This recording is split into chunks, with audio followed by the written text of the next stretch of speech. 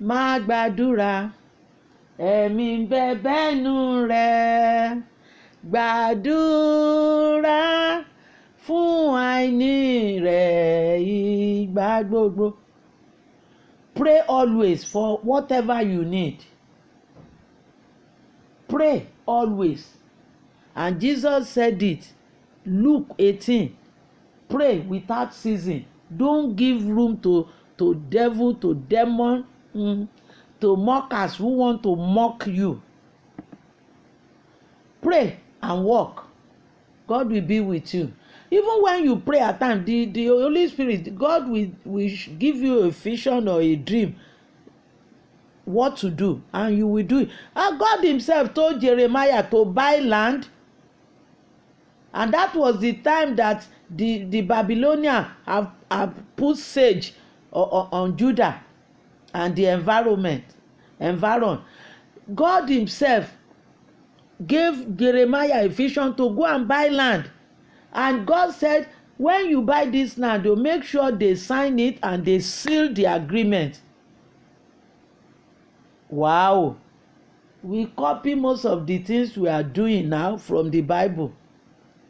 Jeremiah said, when there is war, when everywhere is being destroyed and ruined, why should I waste my money? But God said, land will still become expensive commodity. Buy it now. And he bought it, and they signed the agreement. He bought his uncle's land, and he signed the agreement, and they seal it. God can give you idea to buy a company or to start a business.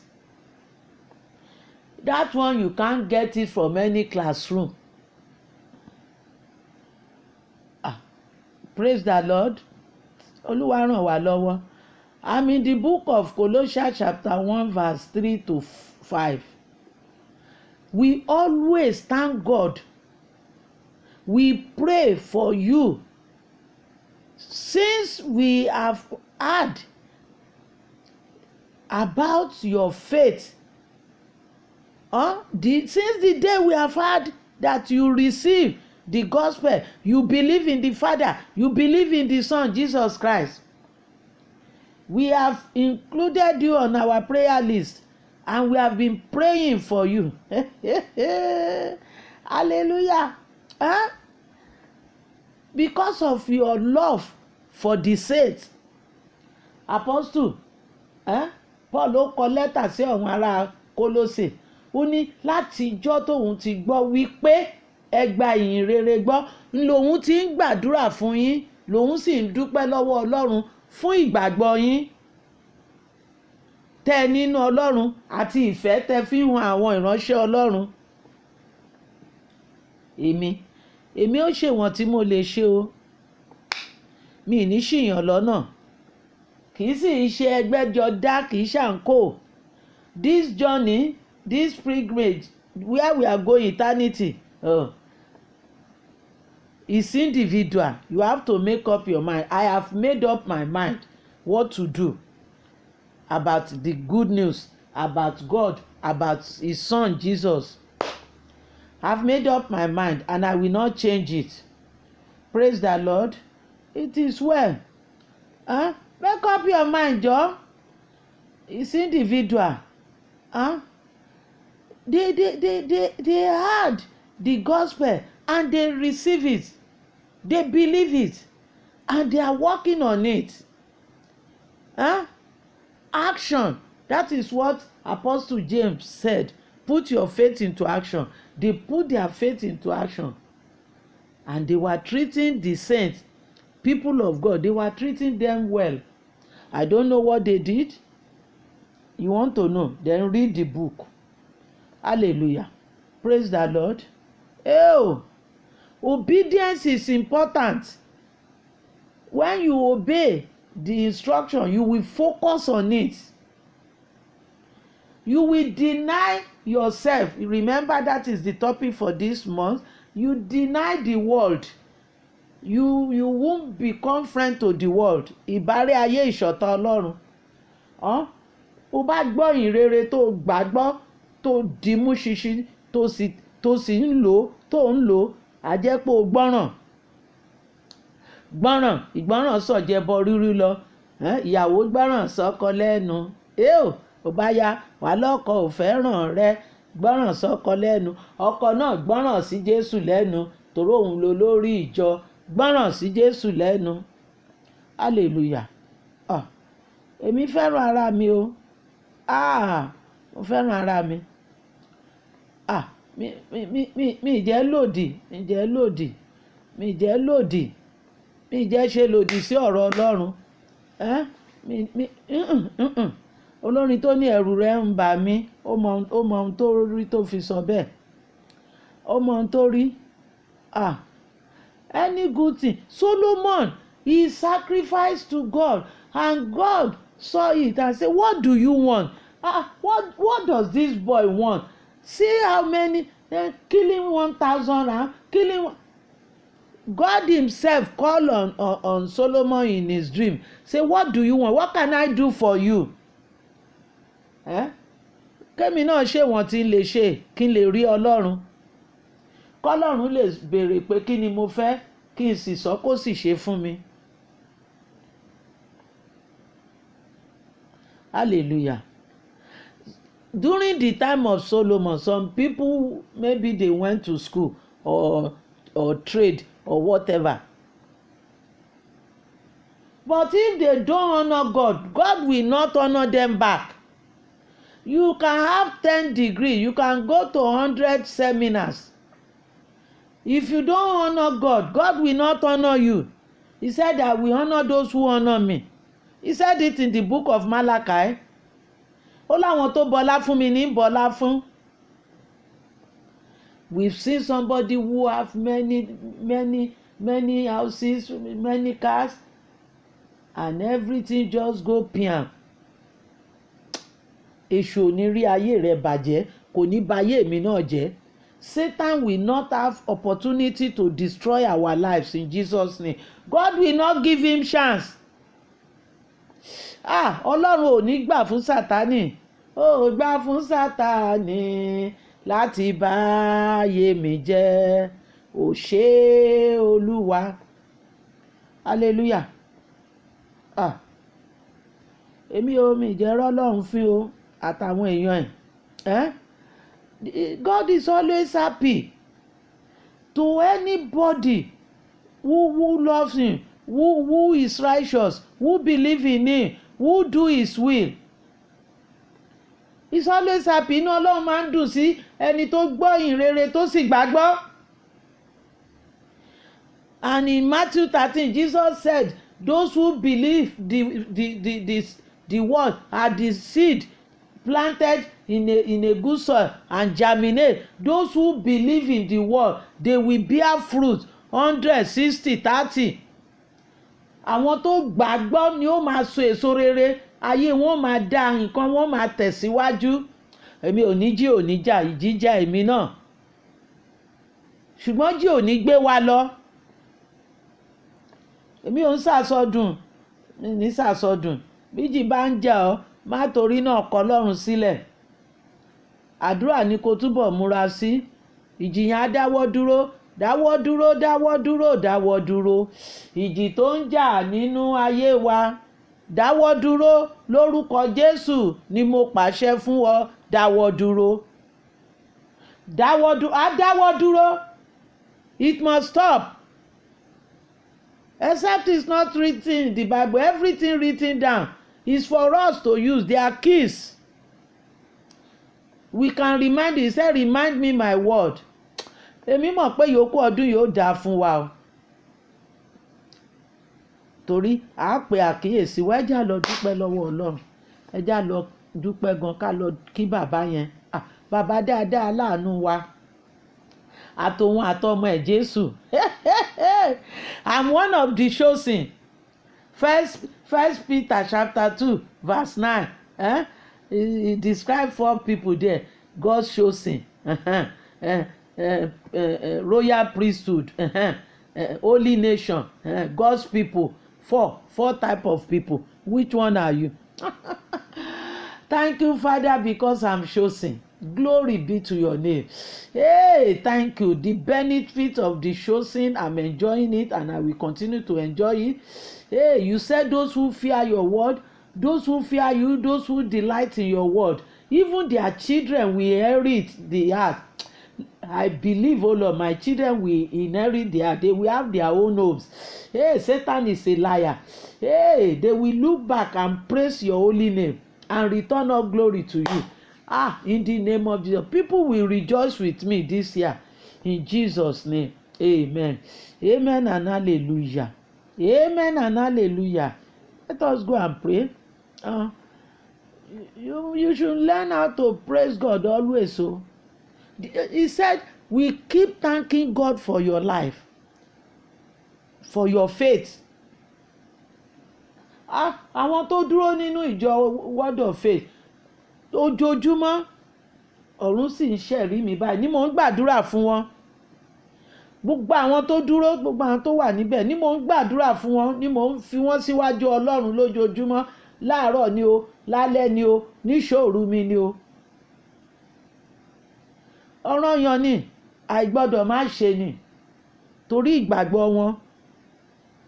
Pé Ọlọ́run wò gbàgbọ́ àwọn tó dúró yìí, kọjú sí wọn ṣe lóore, fọwọ́ kan ayé wọn, àwọn ọmọ wọn dáàbò bò wọ́n, Olúwa ṣojú rere sí wọn, fojú rere yí wọn ká bí àṣà. Ààbò rẹ kó wà lórí wọn, má jẹ́ kí Sátánì ò fọwọ́ kàn wọ́n. Ó ní ojoojúmọ́ bí bá ṣe mo jẹ̀bi.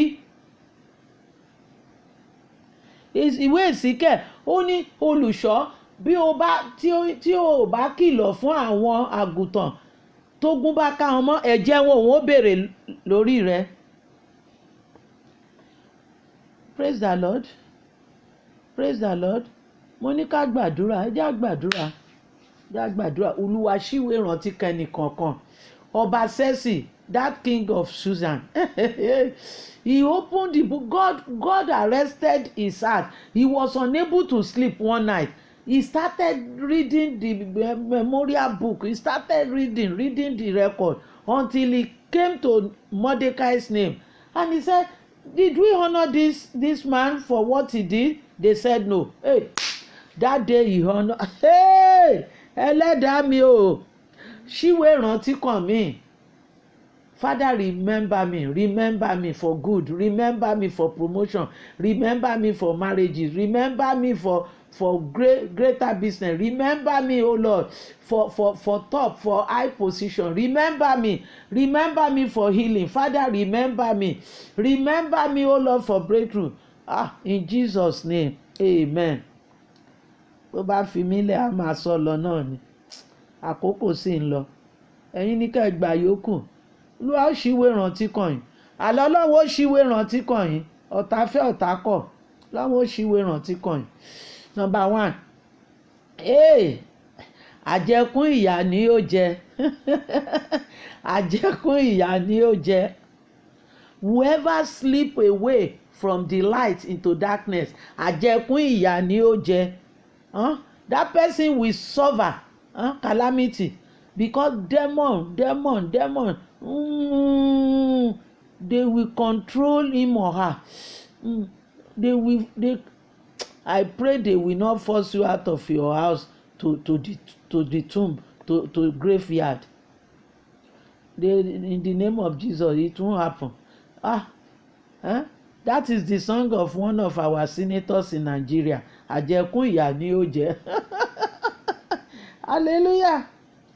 Oh dear, I remember my mother in the Lord, who first preached Jesus to me in 1980. She told me, she said, those who are fighting with you, they are stronger than you. And I keep it in my hand. He said they are stronger than you. They are more powerful than you. I said, okay. And I decided to abide in Jesus, my rock. I had myself in my rock. Wọ́n bá jù mí lọ, wọn ò jọ Ọlọ́run lọ. Wọ́n bá jù ẹ lọ, wọn ò jọ Ọlọ́run lọ. Ìwọ náà sá sínú ẹni tó jù wọ́n lọ. sá sínú àpáta ayérayé ibi ìsádi wa. Gbanigbani à ń sáyà tó ní ìgbà tí ń gbani, ọlọ́wọ́ ńlá ọlọ́wọ́ gbọgbọrọ.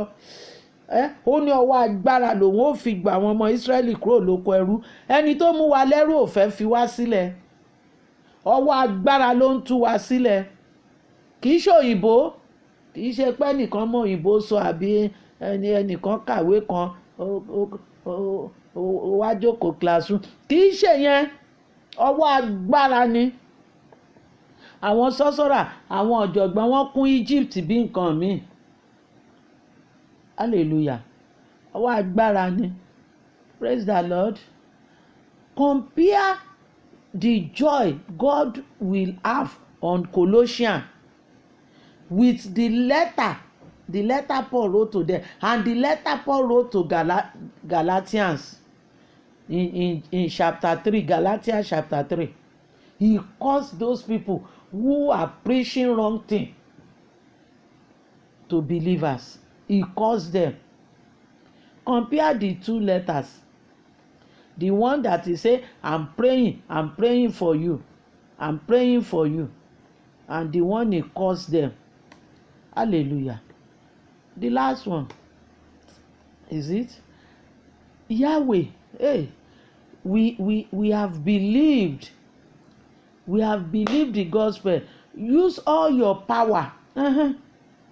Whatever you want him to use his power to do.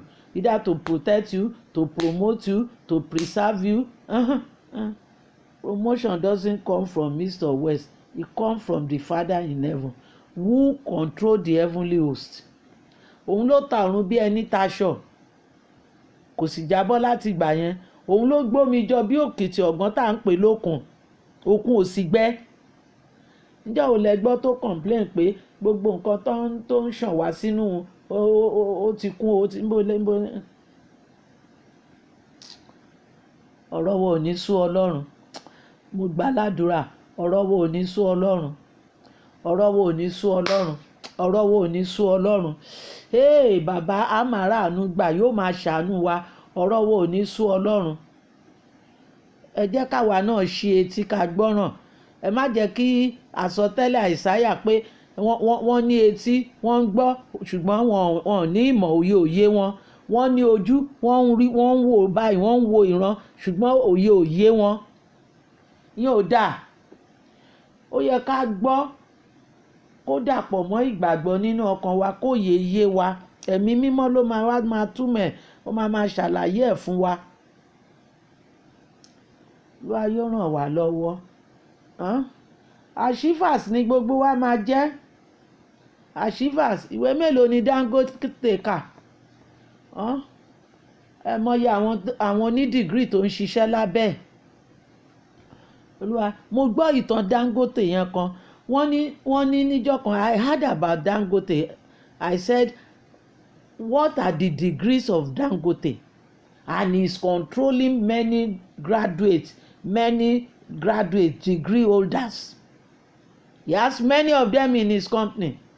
I heard one of his story that one day he entered plane maybe from Abuja or somewhere.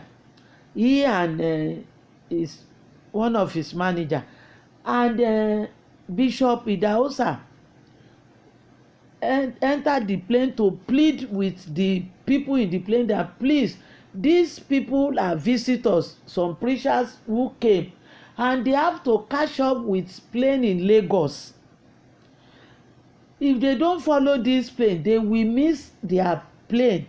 Please, can you, those of you going to Lagos, can you please give us 2 seats? Please.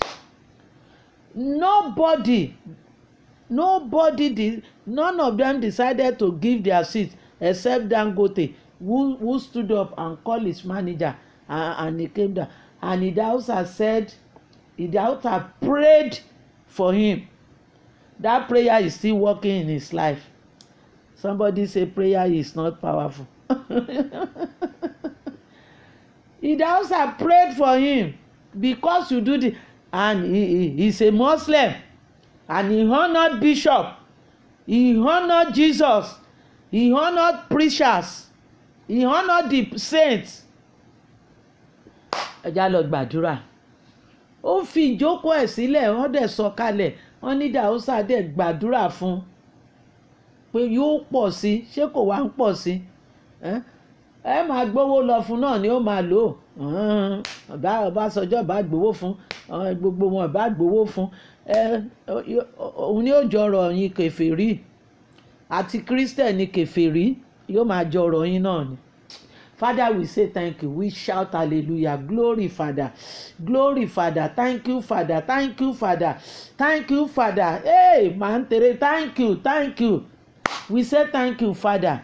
Hey, we will obey the gospel. We will do thy will in the name of Jesus. And we know you will honor us. You will remember to bless us. Hey, thank you, Father. Glory be to your name. As many are struggling to do thy will, Father, lift them up, set them free, O Lord, in Jesus' name. Amen.